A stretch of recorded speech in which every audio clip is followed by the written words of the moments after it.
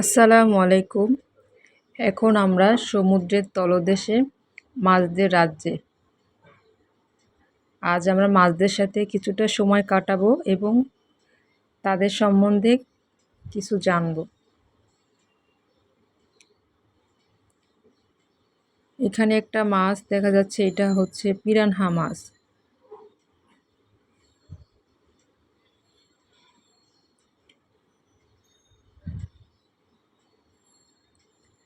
এটা সমুদ্রের তলদেশ বলতে আমি বোঝাচ্ছি যে সমুদ্রের তলদেশে যেরকমটা অনুভূতি হয়, ঠিক সেরকমই একটা অনুভূতি তারা এখানে আনার চেষ্টা করেছে। এখানে একটা ঝর্ণা আকৃতি করে একটা মাছের শেপে ছোট ছোট হ্যাচারির মতো বানানো হয়েছে। মাছের পোনা দেখা যাচ্ছে এটার ভিতরে।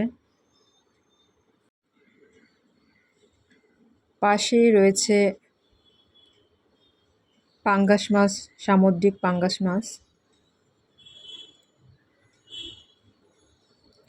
আপনারা এখানে আগে যারা এসেছেন তারা অবশ্য এতটুকু দৃশ্য দেখেই বুঝতে পেরেছেন এটা আসলে কোথায়, এটা কোন সমুদ্র আর নাকি অন্য কিছু। এখানে পাশেই দেখা যাচ্ছে কিছু গোল্ডেন ফিশ, সোনালি মাছ যেটাকে বলা হয় বাংলায়। এখানে একটা অ্যাকুয়ারিয়ামের মতো করে বানানো হয়েছে, আর এটা উন্মুক্ত, উপর থেকে কিছু নেই। মানুষ এখানে ইচ্ছা করলে তাদেরকে খাওয়াতে পারে ফিডারের মাধ্যমে। এর একটা ভিডিও, আমার একটা শর্ট ভিডিও আছে। সালমান আর সালমান ফার্সির আব্বু মাছদেরকে খাওয়াচ্ছিল। ওর এতটাই ভাল লাগছিল, ও একবার খাওয়ানোর পর আবারও মাছদের খাওয়াতে আসবে, সেজন্য আবার ঘুরে আবার মাছদেরকে আমরা এই মাছগুলোকে আবার ওর জন্য আবার আসছিলাম।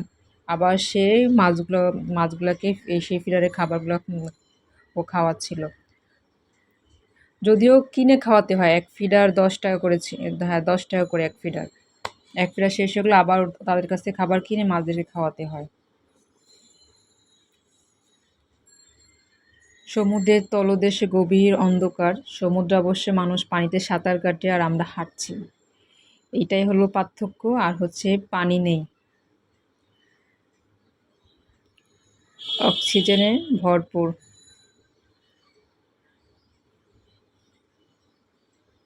বায়ুর সমুদ্রে মাছ হচ্ছে পানির সমুদ্রে থাকে, আর আমরা হচ্ছে বায়ুর সমুদ্রে। আর এখানে হচ্ছে সুন্দরবনের একটা দৃশ্য ফুটিয়ে তোলা হয়েছে।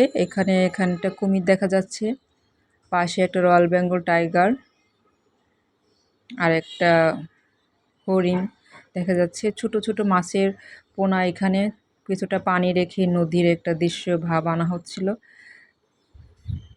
সেরকমই আমার কাছে মনে হচ্ছিল। এটা কি মাছ আমি আসলে নাম জানি না, তবে উপরেই নাম দেওয়া আছে, নাম দেখে জেনে নিলাম। আবার পাশে মাছের নাম সহ মাছের বিবরণ দেওয়া আছে, এর বৈশিষ্ট্য, এটা কি কতদিন বেঁচে থাকে, কি খাবার, এ জাতীয় বিভিন্ন কিছু পাশেই লেখা আছে। আসলে এটা বৈশিষ্ট্যটা পড়া অতটা সময় পাচ্ছিলাম না, যা শুধু নামটা দেখেই যাচ্ছে। এটা হচ্ছে ছোট ছোট রূপচাঁদা মাছ, লাল রূপচাঁদা মাছ। আর এটা হচ্ছে রূপচাঁদা হলুদ কালার যেটা সেটা। পাশে আর একটা খুবই সুন্দর মাছ।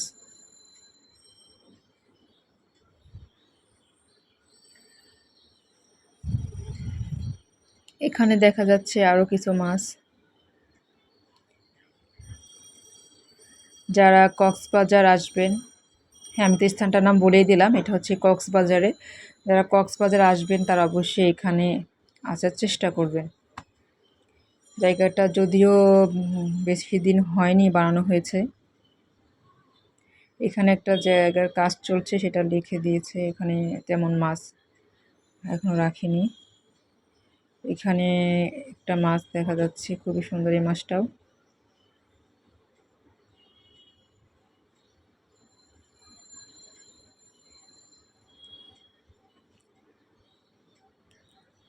আসলে আমরা কক্সবাজার সমুদ্র সৈকতে আসি অন্যরকম একটা অনুভূতি ফিল হয়। সমুদ্রের পানি, সমুদ্র, সমুদ্রের বিশালতা দেখে সত্যিই আমরা মুগ্ধ হয়ে যাই। কিন্তু সমুদ্রের তলদেশে কী থাকে সেটা তো আর সমুদ্রের বিচে থেকে বোঝা যায় না, দেখাও যায় না।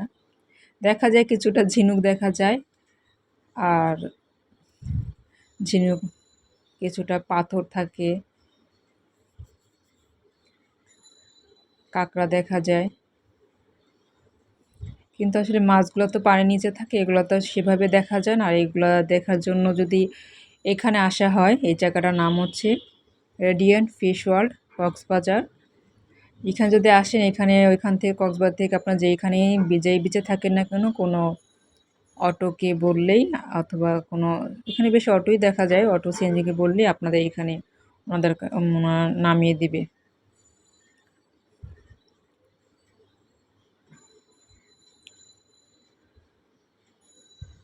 এখানে সামুদ্রিক ট্যাংরা মাছ দেখলাম, সামুদ্রিক ট্যাংরা মাছ। একটা হচ্ছে আরেকটা মাছ।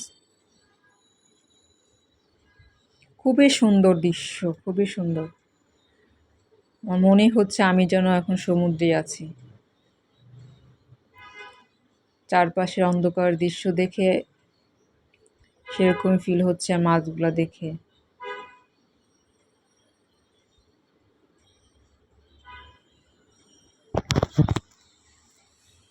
এখন আমরা সামনে এগিয়ে যাচ্ছি। সামনে দেখা যায় কি দেখা যাচ্ছে, এটা অন্য আরেকটা মাছ, এটা একটা সামুদ্রিক মাছ। এখানে আসলে সবই সামুদ্রিক মাছ। আমরা যেহেতু এখন সমুদ্রে আছি, তাহলে তো সব সামুদ্রিক মাছই থাকবে। যারা নাকি সমুদ্রের লবণাক্ত পানি খেয়ে বেঁচে থাকতে পারে, তারাই হচ্ছে আসলে সামুদ্রিক মাছ।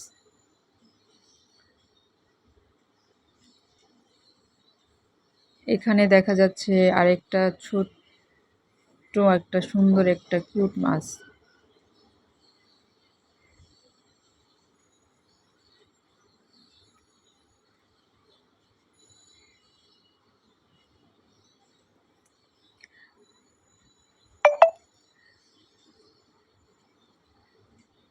আসলে সব মাছ ভালোভাবে দেখতে পাচ্ছি না, বৈশিষ্ট্যগুলো পড়তে পারছি না আমাদের ছেলের জন্য, সালমান ফার্সির জন্য। ও শুধু সামনেই দৌড়িয়ে যাচ্ছে, ওর সাথে সাথে আমরাও তাড়াতাড়ি করে কোনো রকম দেখিয়ে আমরাও সামনে চলে যাচ্ছি।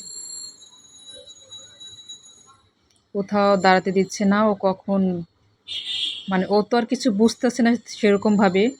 ও শুধু অন্ধকার দেখে ওর ওর কাছে অস্বস্তি মনে হচ্ছে। ও ততটা বুঝছে না এখনো।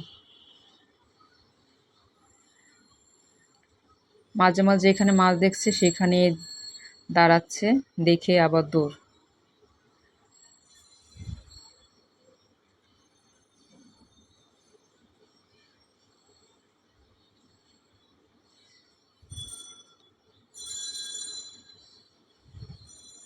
এখানে একটা কচ্ছপ দেখা যাচ্ছে। কচ্ছপ খুবই শান্তশিষ্ট একটা ভদ্র প্রাণী।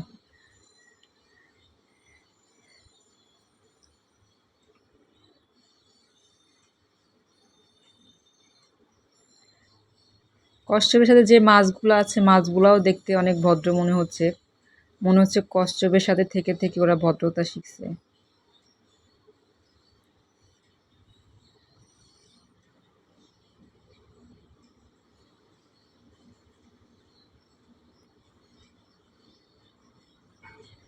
আমরা সামনে যাচ্ছি, দেখি সামনের দিকে আর কি মাছ আছে।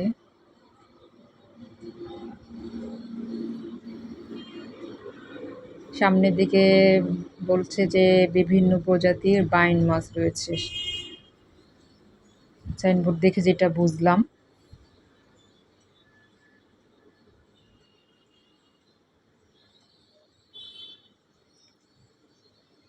সমুদ্রের অন্ধকারটা তারা ফুটিয়ে তুলেছে খুবই সুন্দরভাবে। এই যে একটা বাইন মাছ, বাইন মাছ, এই বাইন মাছটা তার ঘরে থাকতে পছন্দ করে, ঘরের মতো করে। সে আওয়াজ শুনলেই ঘরের মধ্যে ঢুকে যায়। তার যেটা ঘর, ওই যে একটা বাইন বাইন মাছ তার লেজ গুটিয়ে কীভাবে বাঁকা হয়ে শুয়ে আছে।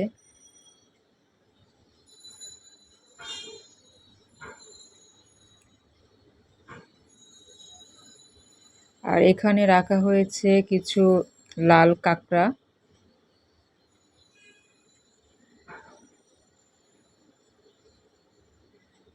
এই কাঁকড়া আমরা অবশ্য বিচে দেখেছি।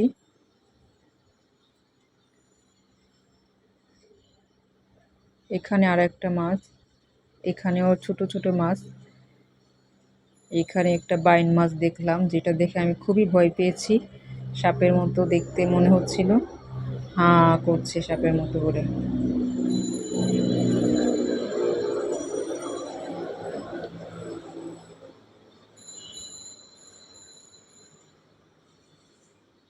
যে এখানে একটা মাছ রাখা হয়েছে, মাছটার নামটা ভালো মতো বুঝলাম না। আর এখন আমরা যাচ্ছি আরও একটা আকর্ষণীয় স্থানে। আর যেটা দেখতে তৈরি করা হয়েছে, এটা একটা তিমি মাছের মুখের মতো করে বানিয়েছে প্রবেশপথ। এটার ভিতরটা আসলে অনেক সুন্দর। এটার উপরেও পানি, আমাদের তিনও সাইডে পানি, মাছ উপর থেকে যাওয়া আসা করছে। এটার দৃশ্য আসলে অসাধারণ। আপনারা না গেলে এখানে মিস করবেন এই দৃশ্যটা। এখানকার দৃশ্য আমার কাছে আরও বেশি ভাল লাগছে।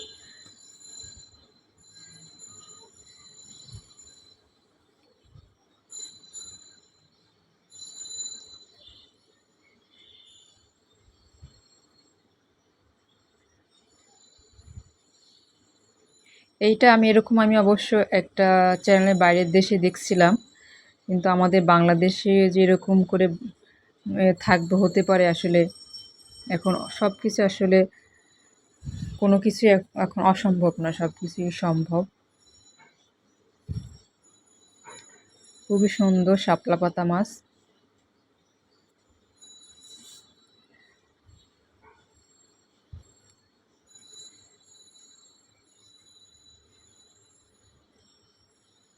অসাধারণ, খুবই অসাধারণ দেখতে। এখানে আবার একটা কচ্ছপ দেখা যাচ্ছে, কচ্ছপটা উপরে সাঁতার কাটছে কচ্ছপটা। পাশে আরেকটা কচ্ছপ।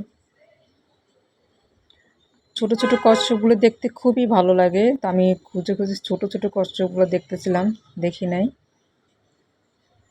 আর এখান থেকে আমার সালমান ফাশি দৌড়ে দৌড়ে যাচ্ছে।